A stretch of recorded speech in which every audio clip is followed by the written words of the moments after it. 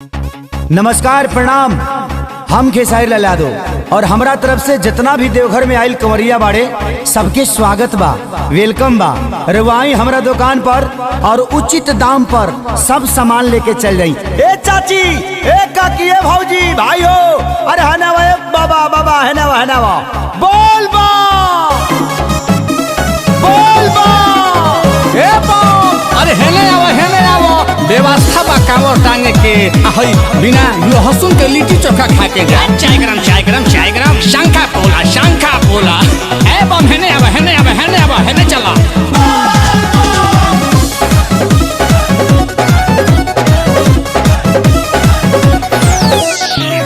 इतना दिन से पियऊ बेरोजगारी रहले, ए कामर लेला औरत नहीं कवनो कारोबारी रहले। ए बम भौजी खातिर चूड़ी ले लो।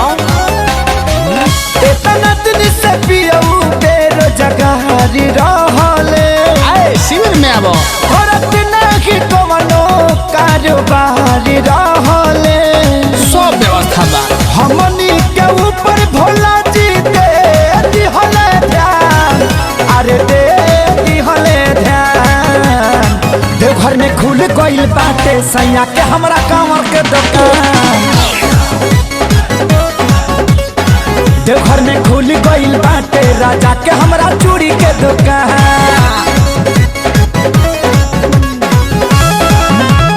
ए काकी बम तनी नकी पतोहिया खातिर टिकुली से नूर ले लो।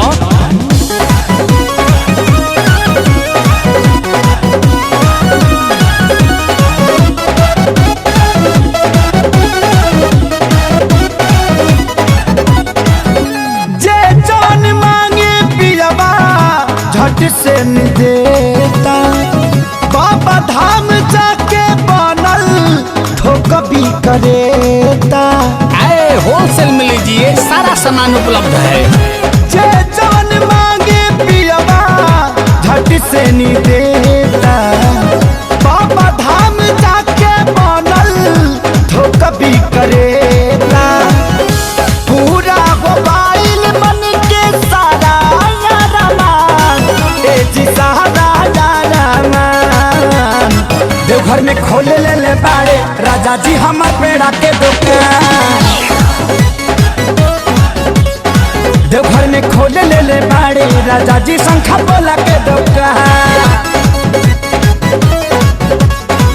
हेलो एक लड़का खो गया है जिसका नाम नीलकमल है। अगर किसी भी बम को मिले तो शिविर में लाने का कष्ट करें।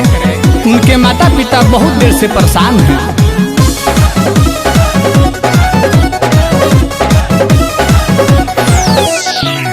हो गइल सफल हमार भूखल सुमारी, बड़ी आदमी बन गइले सही आखे सारी।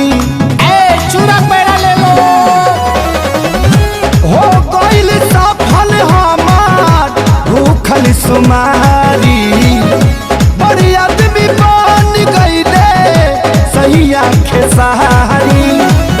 यादो रात सोनू आशीष पर भइले में हरबान, अरे भइले में हरबान। देवघर में खुल गइल बाटे सैया के हमरा से नूर के दुकान। देवघर में खुल गइल बाटे राजा के हमरा चूड़ा के दुकान।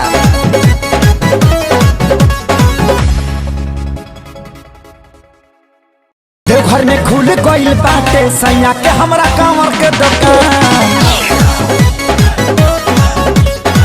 देवघर में खुल गइल बाटे राजा के हमरा चूड़ी के दुकान।